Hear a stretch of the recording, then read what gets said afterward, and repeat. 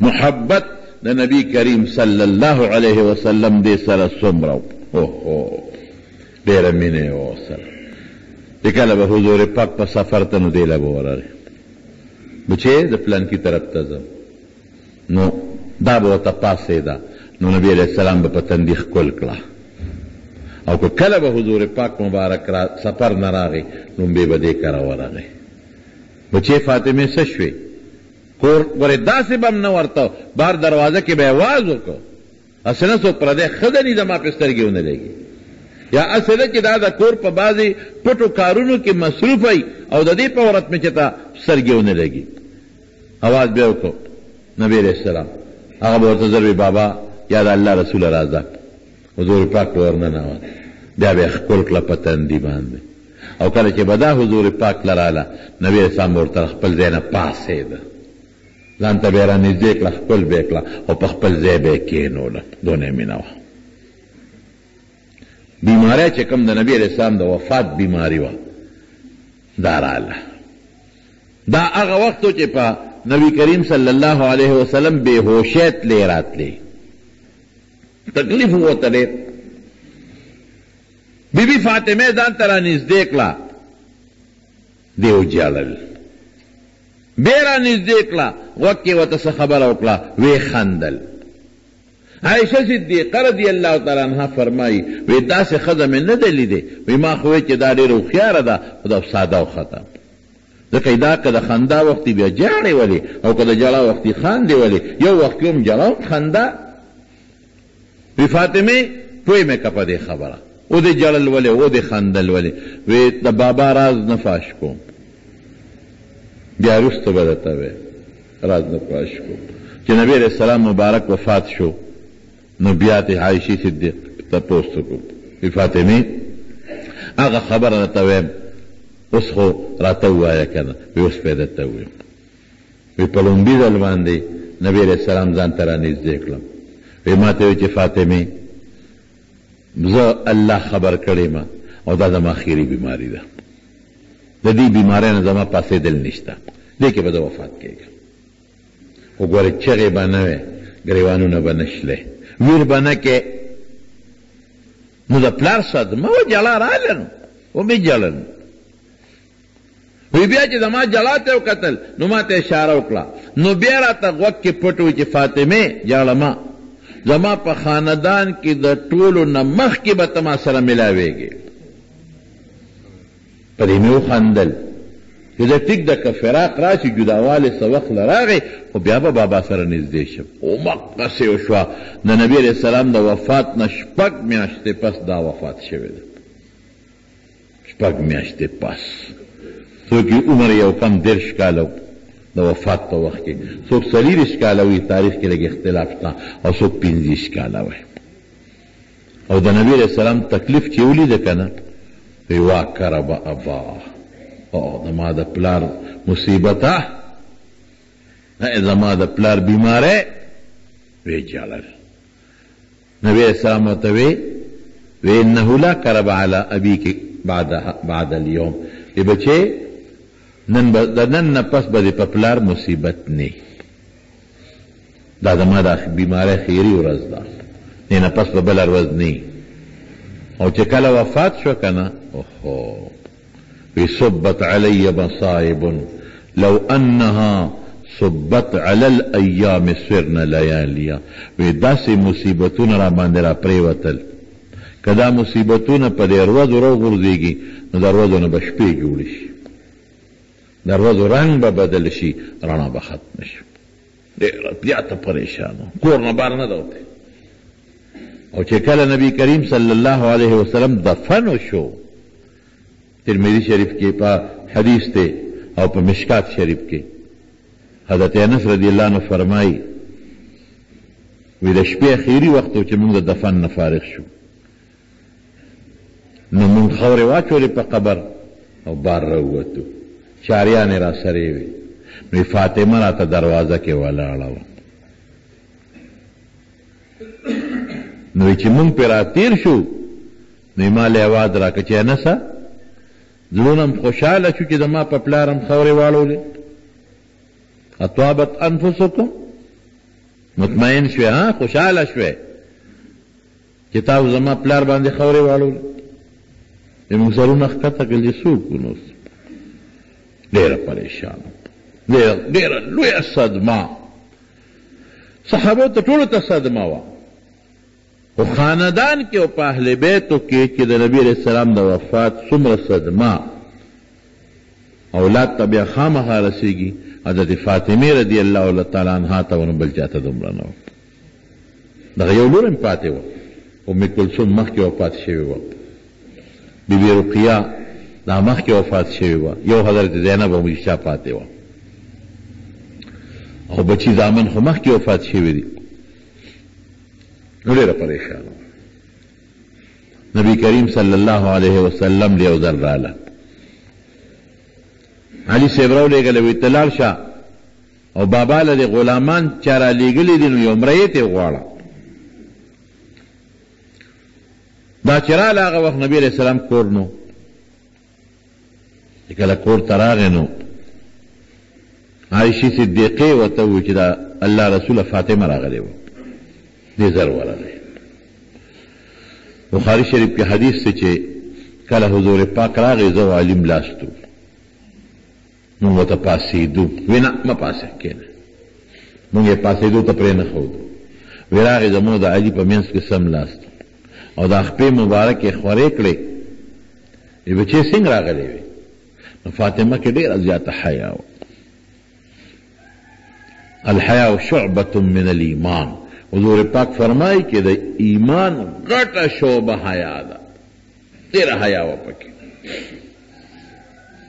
دومره حیا وه پکې چې نبي علیه السلام سره یو ځل ناسته وه نو حضور پاک ورته فرمایي وی فاطمې هغه د میاشت راختلې ده دی ورته ونه کتل بیا ورته وی فاطمې بچې تا ته ویم میاشت ختلې ده وی نه کتل بچې هغه میاشت ختلې ده دویمه درېیمه شپې میاشت ته خلک ګوري وی بابا الله رسوله زه خو د دویمه درېیمه شپې میاشت ته نه ګورم ولې ورته نه ګورې بچې وی دې وخت کې سړي ورته ګوري نو په دې میاشت زموږ د سړو نظر یو ځای کېږي الله شریعت کې چې دیوال ته سړی ګوري او ښځه دې کې هېڅ ګناه نشته او چې حضور پاک غوندې شخصیت ورته فرمایي وګوره نو ګناه د کوم ځای نه شوه دا را دې ښه یاد نبي هم برادو نه کپې او چې وفات شو که نه علي صاحب ته یې وصیت کړی وی ګورې زما جنازه به د شپې کوې د شپې به مې ښخوې یو بیبي اسما بنت عمیس وی اسما وی ما له خو ډېر حیا راځي چې زما جنازه وړلې کېږي او زما کفن ته خلک ګوري څه داسې طریقه نه جوړېږي چې زما دا کفن څوک ونه ویني هغې ورته وی د حبشې ته تللی ومه اسما بنت عمیس ورته وایي نو په حبشه کې د ښځو په جنازه یو د لرګي ډولۍ غوندې وي دا مونږ خلک چې اوس په زنانه کم اږدو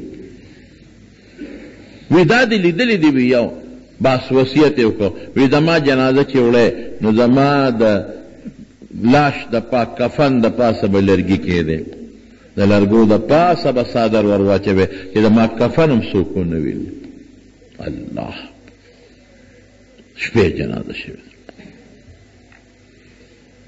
یو ځل نبي علیه السلام مبارک لراله شکایت یې وکړه او عجیبه شکایت یې وکړه وی د الله رسوله وی خلک وایي چې دا د اولاد دپاره نبي علیه السلام چاته نه غصه کېږي نو راشه خلکو نخرې شروع کړي دي ځکه چې ته د اولاد دپاره غصه نه کوې حضور پاک ورته مسکې شو بچې څه چل شوی دی وی علي بله ښځه کوي په بن خو بن خفه کي او څوک کوي د ابوجهل لور کوي د ابوجهل لور مسلمانه وه مسلمانه شوې وه نو علي صاحب تقاضا وه چې زه خو درې څلور ښځې جایز دي نو زه به د ابوجهل دا لور په نکاح والم خو چې دا خبره یې واورېده نو پیغمبر علیه السلام فورا پاسېد او تقریر یې وکړه په جومات کې فاطمة بزغة مني فاطمه زما د غوښې ټوکړه ده فمن احبها فقد احبني که چا دې سره مینه وکړه ما سره مینه وکړه ومن ابغضها که چا دا غصه کړه او خفه کړه فقد ابغضني ګورې ما به غصه کړي زه به پرې خفه شم. نو بیا څه وایي؟ وایي د پیغمبر لور او د ابو جهل لور به د یو سړي په نکاح کې نه یو ځای کېږي. یریږم د خپلې لور په دین یریږم. ولې یریږي؟ نو پیغمبر په خپله جواب کوي. که ته وایې چې علي صاحب له خو جهاد دویمه او درېیمه او څلورمه دې کې څه دي؟ نه وجه په خپله وایي چې د بنو جنګ راځي، د بنو جنګ راځي. نو دا به ورته کېدی چې پیغور ورکړي د پلار، فاطمه به پیغور ورکړي. مړې ته خو د ابو جهل لوري پلار د کافر کېدی شي دا جینۍ د ما پیغور دی له ورکړي، جینۍ لاله تباه شوه. د بنو میانس کې جنګ راځي، اکثر د مور پلار پیغورونه یو بل له ورکوي. کېدی شي دا جینۍ د ابو جهل لور دا زما لور ته زما متعلق پیغور ورکړي، د پیغمبر متعلق پیغور خو کفر دی، تباه به شي. وی د پیغمبر لور او د ابو جهل لور به د یو سړي په نکاح کې نه جمع کېږي. او که د علي خوښه وي د ابو جهل لور نو فاطمه یې طلاق ورکړي، هغه دې په نکاح ورکړي، دا دې پرېږدي. هغه وی به زما توبه د فاطمې په جون به سوال نه پیدا کېږي. د فاطمې په ذریعه خو د حضور پاک زور نه یم، د فاطمې په وجه خو زما او د حضور پاک بچي یو ځای شوي دي، نسب یو ځای شوی دی. د هغې په جون بیا بل نوم یې وانغېښته. الله وله بچي ورکړل فاطمې له. لومړی بچي وله خدای ورکړه، نبي علیه السلام ته چا وی چې د فاطمې او زوی شوی دی، زر وله ورغی. د فاطمې نوم دی وله څه ایښودی دی؟ وی حرب جګړې ته وی. نه دا نوم مې نه دی خوښه، د ده زه نوم ایږدم حسن معنا ښکلې، زه وله نوم ایږدم. او زر یې راوچت که او غېږ کې ونیوه او خپلې لاړې مبارکې وله ورکړې. کال پس یو بیبي راله، حضور پاک ته وایي چې د الله رسول یو خطرناک خوب مې لیدلی دی. خطرناک.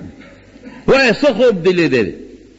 وایي ستا د غوښې نه مې ستا د وجود نه مې یو ټوکړه د غوښې را پرې کړه او ځولی کې مې واچوله. د حارس ښځه وه، ستا د وجود نه مې د غوښې ټوکړه کټ کړه، غېږ کې مې واچوله. دا خطرناک خوب مې لیدلی. وایي دا خو دې ښه خوب لیدلی، خطرناک خو نه دی. وایي د فاطمې بچې به پیدا کېږي، ستا ځولی کې به راغورځېږي، زما د غوښې ټوکړه ده که ته به د هغې د دیتوب خدمت کې. هماقسې وشوه د فاطمې رضی الله تعالی عنها بل بچی وشو، نبي علیه السلام فورا ورغی، هماقه زنانه ورته ناسته وه، هغې د دیتوب خدمت وکړه. د بچې څه نوم دی ولی ایښی دی؟ هغې هماغه نوم خوښ وی، حرب نوم مې ولی ایښی دی، جنګ.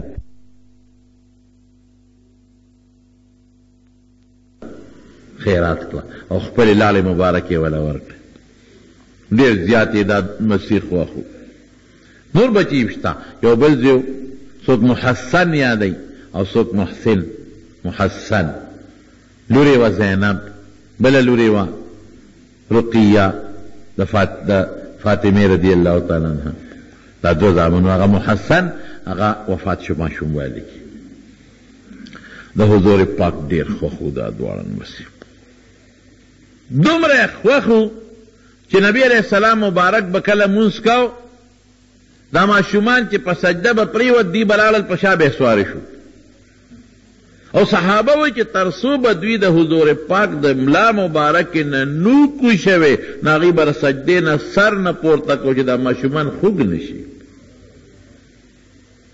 او چې نبی علیه السلام به کله په مانځه ولاړو نو دوی به رالل، نو په دې خپو کې به اوړېدل، خپو کې به کله داسې تېرېدل او کله به داسې تېرېدل.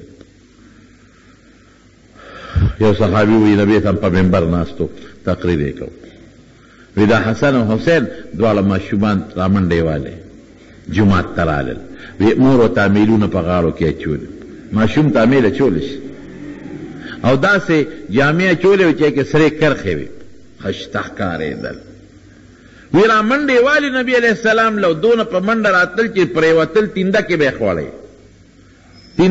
خوړی، بیا به ودرېدل. وی حضور پاک د منبر نه کوز شو، تقریر په نیمه کې پرېښوده او دواړه را واغېښتل، یو یې په دا یو پتون کېنه او بل یې په دا بل پتون کېنه، ځان ته یې رانږدې کړل او بیا بیان شروع کړه. او څه وایي؟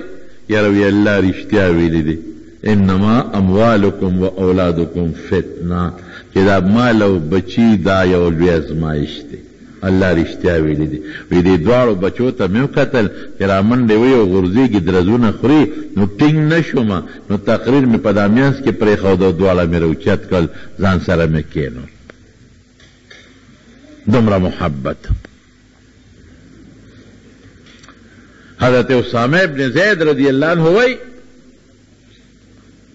یو دل د شپې ساجت مې و، هغه جت له نبی علیہ السلام له لاړم، و چې ورلمه نو پیغمبر علیہ السلام په دې غیږ کې څه شی دی او څادر یې تاو کړی دی، یخني ده او دی ورته ناست دی.